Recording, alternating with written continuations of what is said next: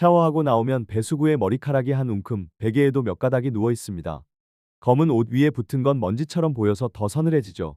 빗을 한번 내리면 끝에 실처럼 걸리고 조명 아래 정수리는 유난히 비어 보이는 느낌이 듭니다. 바람 불 때 이마 라인이 흔들리면 괜히 손이 먼저 올라가요. 오늘은 그 불안을 딱 끊어드리겠습니다. 인기 탈모 샴푸를 직접 써본 기준으로 정리하고 오늘부터 바꿀 수 있는 루틴을 곧바로 제시할게요. 겁만 주지 않고 현실적으로요. 후기가 좋은 탈모 샴푸 5개를 직접 사용해봤고 기준으로 비교해봤으며 오늘은 그 비교에서 드러난 선택 기준과 결론을 압축해서 설명하겠습니다. 5개를 써보니까요. 결론은 의외로 단순했습니다.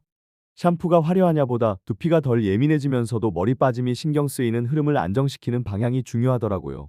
그래서 기준부터 잡고 들어갈게요. 그 기준으로 첫 번째 SQ 제약부터 보겠습니다. 제가 잡은 기준은 딱 3가지였습니다. 매일 써도 두피가 예민해지지 않는가, 씻고 난 뒤에 유분과 잔여감이 과하게 남지 않는가, 그리고 무엇보다 꾸준히 이어갈 수 있는 사용감인가입니다. 탈모는 하루 이틀의 이벤트가 아니라 흐름이라서요. 오늘은 그 기준으로 SQ제약 샴푸의 장점과 단점, 그리고 후기에서 반복된 포인트를 짚은 뒤 바로 SQ제약 모나다 샴푸를 자세히 풀어드리겠습니다. SQ제약 모나다 샴푸를 처음 잡았을 때 느낌이 딱 이랬습니다. 아, 이건 두피를 달래는 쪽으로 설계한 샴푸구나. 자극을 세게 줘서 뽀득하게 만드는 스타일이 아니라 매일 감아도 덜 부담스럽게 가는 방향이었습니다. 물론 체감은 사람마다 다를 수 있습니다. 두피가 아주 건조한 분, 지루감이 심한 분, 염색과 펌이 잦은 분은 같은 제품도 반응이 다르게 올 수 있으니까요. 장점부터 말씀드리면 탈모 관리에 도움이 되는 성분의 함량이 가장 높게 느껴졌습니다. 여기서 중요한 건 의학적 단정이 아니라 체감입니다. 저는 사용하면서 두피 컨디션이 덜 들쭉날쭉해지는 느낌, 모발이 힘없이 축 늘어지기보다 조금은 버티는 느낌을 받았고 그래서 관리가 이어지기 쉬웠습니다. 이 샴푸가 소비자연구협회 주간 소비자 만족도 대상을 수상했다는 포인트도 사용자의 기대치를 만들어주더라고요. 상을 받았다고 해서 모두에게 똑같이 맞는 건 아니지만 적어도 많은 사용자가 만족했다고 해석할 여지는 있습니다. 그리고 인식적으로 큰 부분이 하나 있습니다. 일반 코스메틱 회사가 아니라 제약회사에서 만든 제품이라는 점입니다. 이 한 줄이 마음을 묘하게 편하게 합니다. 성분이 세다, 약이다 이런 말이 아니라 사용자 입장에서 안정성이나 부작용 우려가 상대적으로 덜하다고 느낄 수 있다는 거죠. 특히 두피가 예민해서 뭐만 바꿔도 가렵고 붉어지는 분들은 이 심리적 안정이 루틴 지속에 도움이 됩니다. 단점은 솔직하게 짚고 가야죠. 체감상 나머지 4개보다 5,000원에서 10,000원 정도 더 비싸게 느껴질 수 있습니다. 한번 결제할 때는 별거 아닌 것 같아도 매일 쓰는 소비라서요. 그래서 저는 이렇게 권합니다. 처음부터 대용량으로 달리기보다 본인 두피가 이 방향을 받아들이는지 먼저 확인하고 루틴을 붙이세요. 그래야 돈도 마음도 덜 새어나갑니다. 여기서부터는 실제 후기로 분위기를 잡아드릴게요. 쿠팡과 스마트 스토어에서 후기를 가져왔습니다. 문장을 길게 복붙하지 않고 사람들이 실제로 어떤 지점에서 마음이 움직였는지 말하듯이 짧게 재구성해드립니다. 제약회사라 믿음이 갔다. 두피에 올릴 때 마음이 편했다. 성분이 좋다. 두피와 모발이 건강하게 케어받는 느낌이 들었다. 자극은 덜한데 거품은 잘 난다. 매일 써도 부담이 덜했다. 향이 좋다. 샤워 시간이 싫지 않다. 거품이 풍성하다. 지문 마사지가 훨씬 수월했다. 세정력이 좋다. 유분기가 덜 생긴다. 오후 떡짐이 덜했다. 머리카락이 탄탄한 느낌, 뻣뻣함이 덜하다. 빠지는 양이 줄어든 느낌이 있다. 배수구를 보는 공포가 조금 내려갔다. 출산 후나 스트레스 심한 시기, 원형 탈모로 불안할 때도 추천한다. 꾸준히 쓰겠다. 지금 들으신 후기들은 어디까지나 체험담입니다. 같은 샴푸라도 두피 상태, 샴푸 습관, 수면과 스트레스, 드라이 10가지 합쳐져서 결과가 달라집니다. 개인차가 있을 수 있다는 말, 저는 정말 중요하게 생각합니다. 그래서 오늘은 제품 얘기를 여기서 접고 여러분이 오늘부터 실제로 바꿀 수 있는 흐름을 잡아드릴게요. 샴푸는 도구이고 흐름은 루틴이 만듭니다. 탈모를 방치하면 어떤 일이 생기느냐? 이걸 너무 현실적으로 말씀드릴게요. 머리 감을 때 손에 남는 느낌이 점점 커집니다. 손바닥에 물기랑 섞여서 찝찝하게 붙는 그 감각, 익숙해지면 더 무섭습니다. 배수구가 더 빨리 막히는 것처럼 느껴지고요. 어느 날 욕실 바닥에 머리카락이 있는 게 아니라 머리카락 위에 내가 서 있는 느낌이 들 때가 옵니다. 그리고 조명이 문제입니다.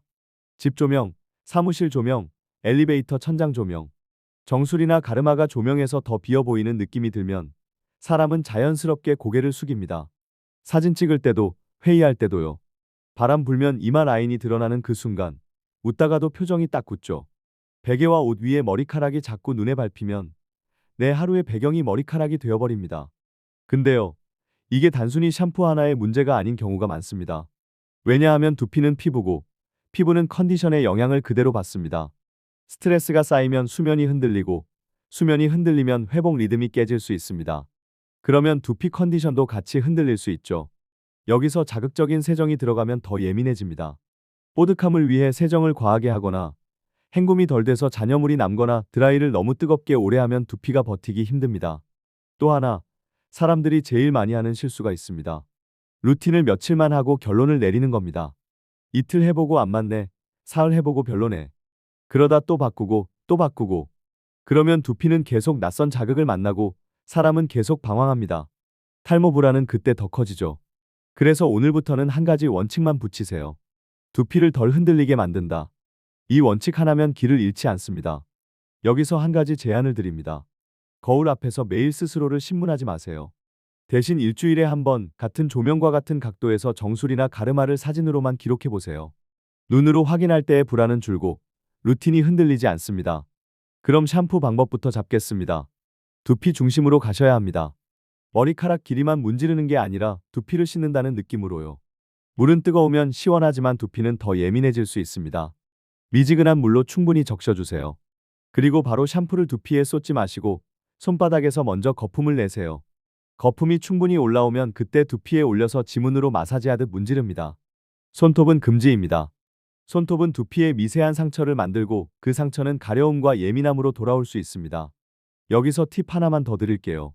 샴푸는 한 번에 끝내는 게 아니라 첫 번째는 가볍게 유분과 먼지를 걷어내고 두 번째에 두피를 집중적으로 마사지하는 방식이 더 편한 분들이 많습니다. 물론 두피가 건조한 분들은 이중 세정이 부담이 될 수도 있으니 본인 상태에 맞게 조절하셔야 합니다. 헹굼은 생각보다 길게 하셔야 합니다. 특히 헤어라인, 귀 뒤, 목덜미 이쪽에 잔여물이 남기 쉽습니다. 거품이 없어졌다 싶어도 20초만 더 해보세요. 그 20초가 다음 날의 가려움을 줄여주기도 합니다. 샴푸를 바꾸는 것보다 헹굼을 바꾸는 게 더 빠르게 체감되는 분도 많습니다. 드라이 습관도 잡아야 합니다. 머리카락만 말리고 끝내면 두피는 아직 젖어 있습니다. 젖은 두피는 온도와 마찰에 더 민감해질 수 있어요. 두피를 완전 건조한다는 목표를 세워주세요. 대신 과열은 피합니다. 뜨거운 바람을 너무 가까이 대면 두피가 뜨거워지고 그 자극이 반복되면 붉어지거나 따가워질 수 있습니다. 거리 두고 한 곳에 오래 고정하지 말고 손으로 두피 온도 체크하면서 움직이세요.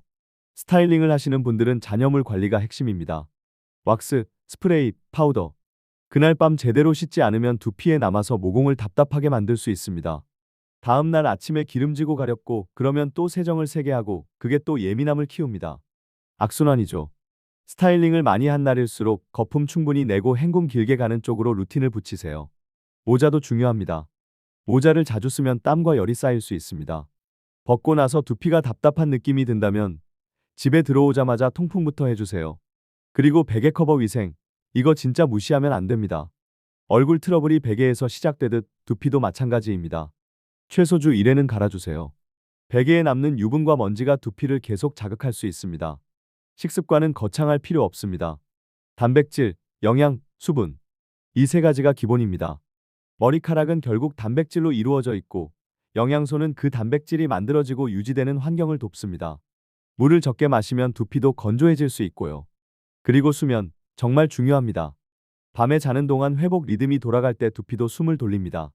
스트레스 관리도 같은 맥락입니다.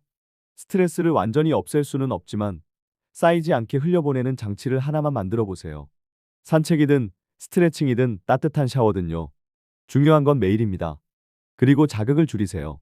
잦은 염색, 잦은 펌, 탈색. 이건 예뻐지기 위한 선택이지만 두피에는 자극이 될 수 있습니다. 당장 끊을 수 없다면 간격을 늘리고 시술 후에는 두피를 더 순하게 다루는 기간을 두세요. 그때 샴푸 루틴이 더 중요해집니다. 마지막으로 꼭 말씀드립니다. 이 영상은 의학적 진단이 아닙니다. 개인차가 있을 수 있습니다. 그런데도 한 가지는 분명합니다. 두피 통증이 있거나 진물이 나거나 갑자기 빠지는 양이 급격히 늘었다면 그건 혼자 버티는 문제가 아닙니다. 증상이 심하면 전문가 상담을 권합니다. 피부과나 탈모 클리닉에서 두피 상태를 확인하고 필요한 경우엔 치료적 접근이 병행되어야 할 수도 있습니다. 자, 다시 오늘의 결론으로 돌아가겠습니다. 샴푸는 드라마틱한 한방이 아니라 매일의 방향입니다. SQ 제약 모나다 샴푸가 제약회사 제품이라는 인식과 성분 체감, 사용자 만족도 대상이라는 신뢰 포인트로 루틴의 문턱을 낮춰줄 수는 있습니다. 다만 진짜 변화는 여러분의 손끝에서 나옵니다. 미지근한 물, 충분한 거품, 지문 마사지, 충분한 헹굼, 두피 완전 건조, 과열 피하기. 이 6가지가 붙으면 배수구를 바라보는 공포가 조금은 내려갈 수 있습니다. 오늘 샤워할 때부터 딱 하나만 바꿔보세요. 손톱이 아니라 지문으로, 그리고 20초만 더 헹구기. 작은 변화가 흐름을 바꾸고 흐름이 마음을 바꿉니다. 내일 아침 빛에 걸린 그 느낌이 오늘보다 덜 불안해지도록요.